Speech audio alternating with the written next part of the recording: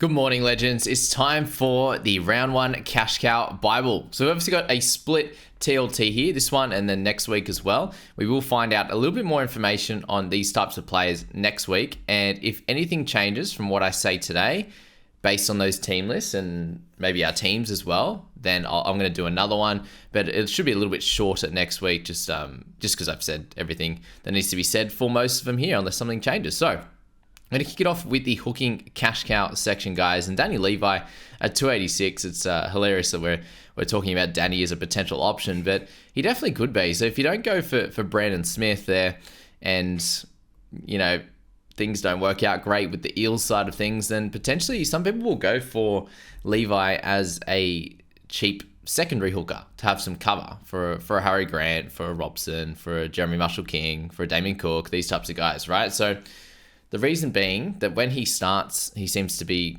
closer to like a 30 scorer. And at 286 there, that's gonna make you some money. But we know with Ricky that plenty happens with him. He changes things. He's got 3 hookers in his squad, pretty much in his 18. Given that Wolford, if he doesn't start or play, he'll be 18th to 19th man and could easily come in and play. So that's where Levi's at. It's obviously doesn't come without risk, but at 286, it's a punt that you could take, definitely, for sure.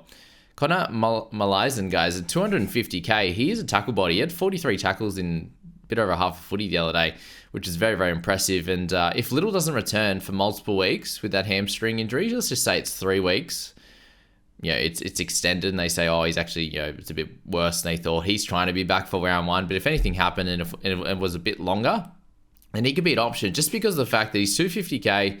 He's going to be playing off the bench anyway, most likely. And if he does get a couple of weeks of starting, then he gets his break even right down and makes some decent cash. Like, he could get up to that sort of 80 or 90 or 100k over the first bunch of weeks if things worked out for him. And if he was able to tackle his heart out and sort of score in the 40s or something like that in the first couple of weeks. So that's the hooking cash cow section, guys. Before we get to the mids, we do have about, I think, 14 hours left to jump in that private group, guys.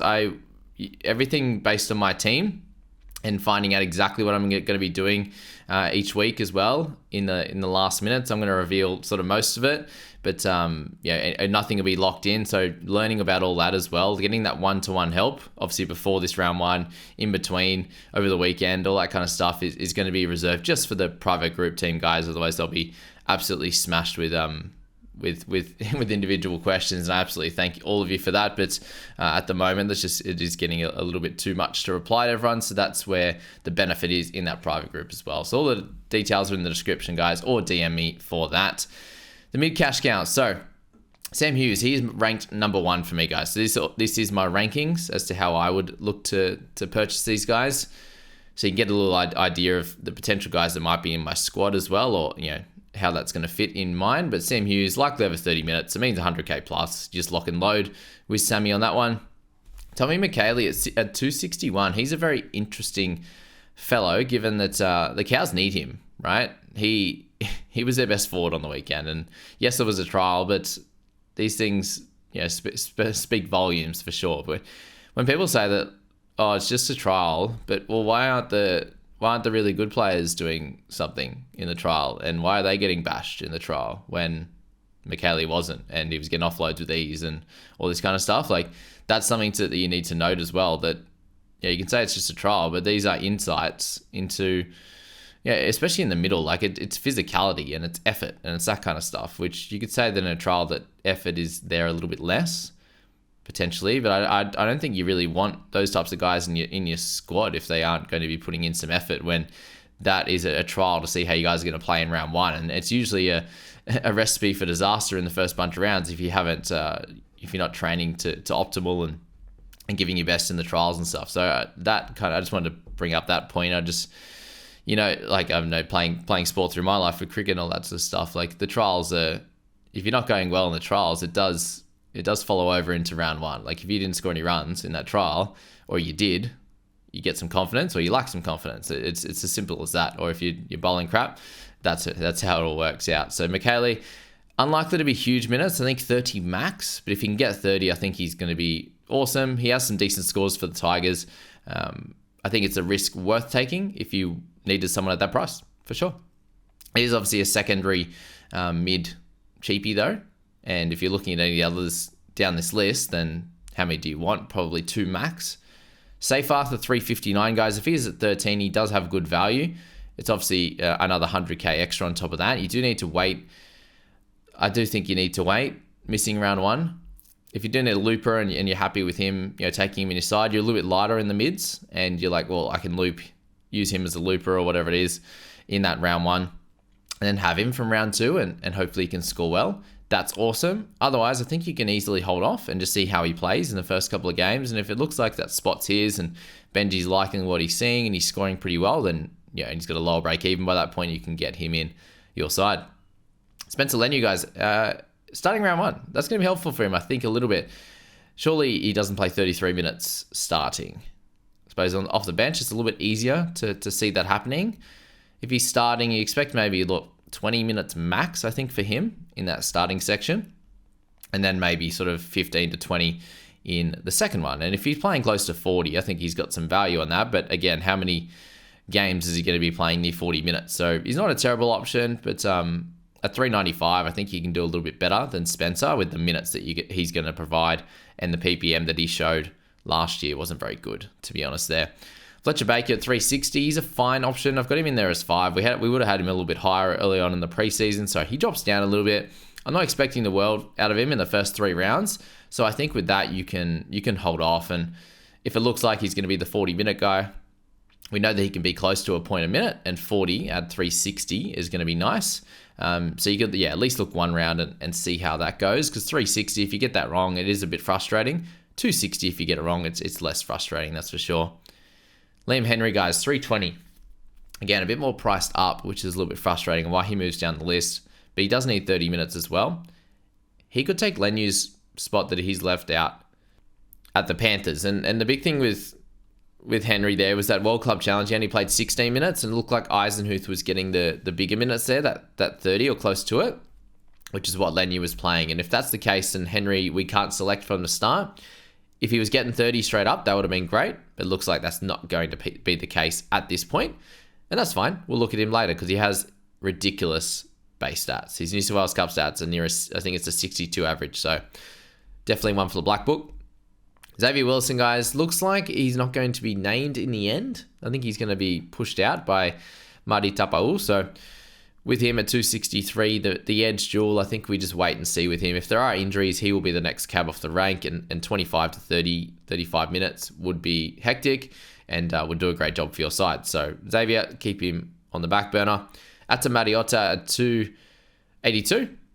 And you got Trey Mooney. I've got both of them in there. I think I've got Mariota just ahead, just because he had a couple of good games last year. Mooney had sort of 3 games as well, but Mariota in the finals game, so he would likely be ahead.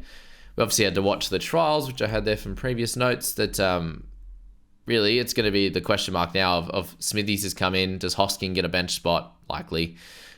So is there room for decent minutes for these two? I don't think so. So that's why they're at the bottom of this list, but like they could make that round 1 side, and you'll have questions on them. That's for sure. The Edge Cashies. Guys, if you haven't been in the Discord yet either, jump in the description there. It is there. Also the Community League for the JBFA. Jump in there as well. Under 1,000, wildly. So yeah, let's get that up there. If you do win the JBFA Community League, you get a private group spot for next year, free of charge. So that's where we're at with that.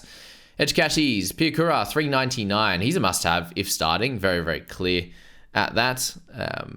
Looks like he's going to be fine, so I think you just slot him in your side. Under 400k for an edge. Pretty wild. That's why he's in this cash cow video. Again, people asking me in the comments, where's Piakura? Literally in the in the thumbnail it says options over 400k. So that was funny. But yeah, get him in your sides. That's simple as that. Jamin Salmon, 289. Again, must have if starting. So 2 of those edge guys. Salmon will get dual if he's starting 13. Dual edge and mid, which is awesome. And yeah, if he's there, it's 45, 50 minutes. He showed that he tackled his heart out in the trials, and if just at that alone with no attacking stats, no running, he'll make 100k. So lock him in. I'll be playing him in round 1 as well. Half cash cows for round one. We have Drewy Hutchison at 400k on the dot. So he has the most upside. He had 100 at the end of last year, which is awesome. He had really good base in the trials. I think at 400k, as I've been saying, you'll get the base will make up his 400k, and then upside in attack will get him above that and make you some cash. Kyle Flanagan next up, 349. If you had to pick one of them, I think Hutchison is the play just with the upside. Flanagan, I don't think he's going to kill you. Like, he's not going to get out of hand and average sort of 45, whereas Hutchison could average 45 and get his price absolutely rolling. So that's the thing with Flanagan, but I'm not against having him at all. I think that left side is looking much better. It's Sua for now. It's going to be Leilua and Suli and Ravalawa. So all really, really, really, really strong options there. On that side for him, and he should be able to get some type of attacking stats just off his hand, and obviously little kicks as well, which will be helpful. We know Ravalawa loves to score tries, and Flanagan could be that guy to benefit from that. Lockie Galvin at 230k, so he does end up in this list, just the three of them there. I have a lot of time for this guy. I think he's cheap, talented, he's a looper in round one, and I think he's going to be on the bench, and I think he's going to play some decent minutes. That's just my thoughts. And look, I'm not sure if I'm actually going to take him. I'm thinking between him and one or two other cheapies in this list. But I just want to put it out there that I think he's going to do pretty well. He'll do enough to make a little bit of money, and then I think he's going to make that starting side, or he's going to be in some type of role with the Tigers. It's important because of how good he is compared to where the Tigers are at. And I think if the Tigers can improve a bit, that's only going to help him if he makes it. But yeah, it's obviously a risk to start, but 230k, how much of a risk is it? Not a lot. And a looper at worst, right? Center cash cows. So, 2 to go. Ben Trbojevic, we've got him at number 1 just because he's starting in the edge. So there's definitely a risk that he could lose his spot to Schuster. But this is where you have to have cover. So make sure you have some center cover, whether that is going to be Ethan Strange or that's going to be someone else, intercept Chris, or however it's going to work for you. Get Trbojevic in.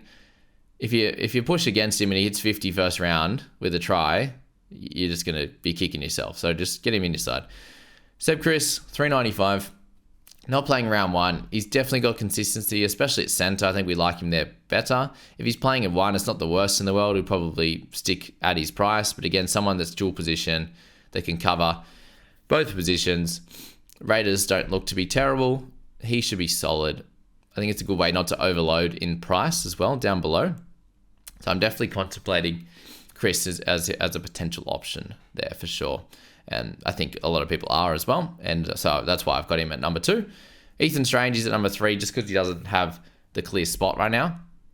But he has the, he's cheap. He has upside. Does he get the 6? If he gets the 6, he'll be in everyone's side. And we don't really have to stress too much about that big center cover then, because you'll have Strange as that cover, along with one other sort of decent center I think you're going to play. So look at Strange for sure. Let's see what happens next. TLT.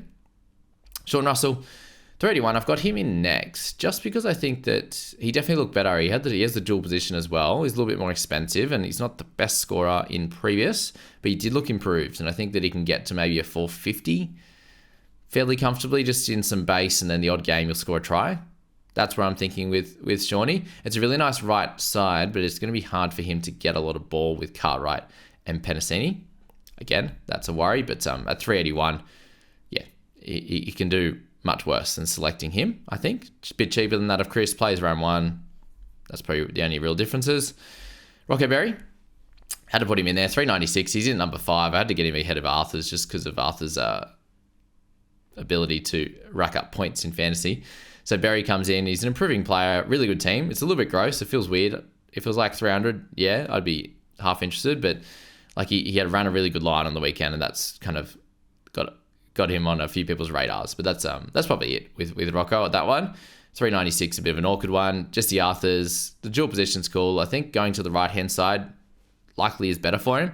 And it's going to be a change anyway. So if you think that that's going to be a big enough change and him improving as a player, then cool. He could probably get to 400, 430, 440. He could, but I'm not sure. Nick Kotrick, I just don't see him really spending much time in this side. Played some bench on the weekend. Scores in recent history suck, so spot isn't safe. The duel, obviously, but I just don't like it. People have got him as cover. Not going to be for me. I won't be putting Nick in there as my wing fullback and centre cover, especially when we have a Strange or a Weeks, potentially a Seb Chris. There's a lot of guys there that could do that. And then James Schiller after that, 250. He's up and down. He scored terribly on the weekend, really good the week before. So he's got spot risk as well. At best, one of these two makes a side. I think at worst, both of them miss it, and that's a pretty high chance. And then the wing fullback, cash cow rankings, guys. KO Weeks at 252 with the dual half. He's in our sides if he's at 6, obviously, and could be starter or bench in our teams. Up to you on that one. I think, yeah, again, if he's named, you select him. He's too cheap and cover at worst, right?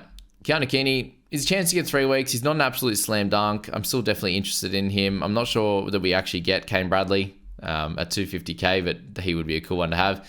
So Kenny's a risky, cheap play that he could score well to start. And that's kind of what I'm looking to buy him for, is those good scores from the beginning.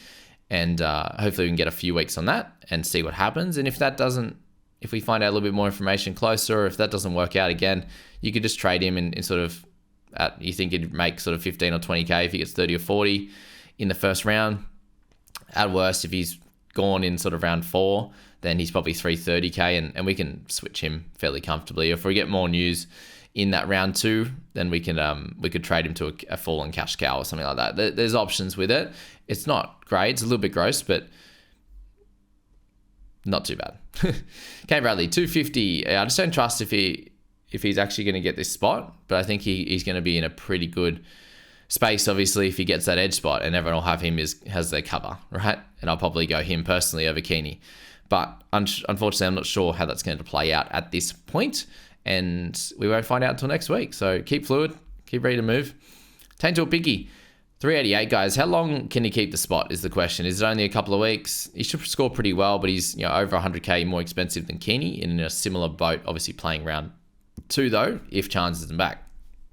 That's Tane. He's got 40s in him, that's for sure.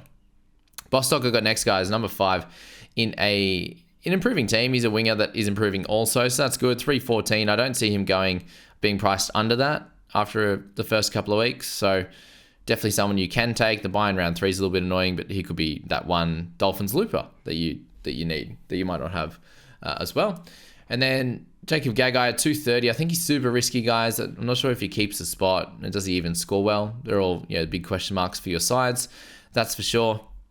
But he could definitely do a job, but that right-hand side, Kenner and him, doesn't feel too exciting. You got Lockie Ilias as well, so yeah, that's that. You can go for him.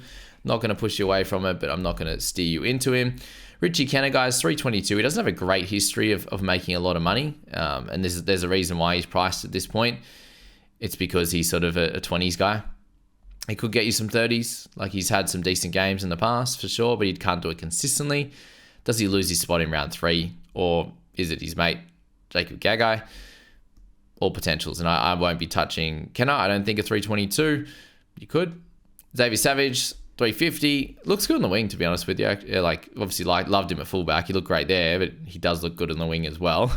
But unsure if he keeps that spot as well. He's fighting with Kotrick and Schiller and these types of guys for those backline spots. And he's unsure if he keeps the spot. He's expensive. They've got Seb Chris coming back. Rapana could move straight to that wing. I think Savage is a no. You can't do it. That's for sure.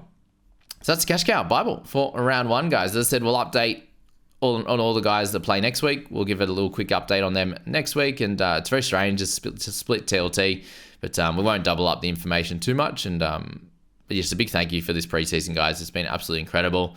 I'm going to do a very mini team reveal this afternoon with the guys that are going to be playing for me this weekend. And then we'll sort out next weekend after that, I think, just to not give you too many insights. All the private group guys can have the insights right now. And we'll go from there. But anyway, guys, that was awesome. Thank you for being here, and we'll catch you in the next few videos.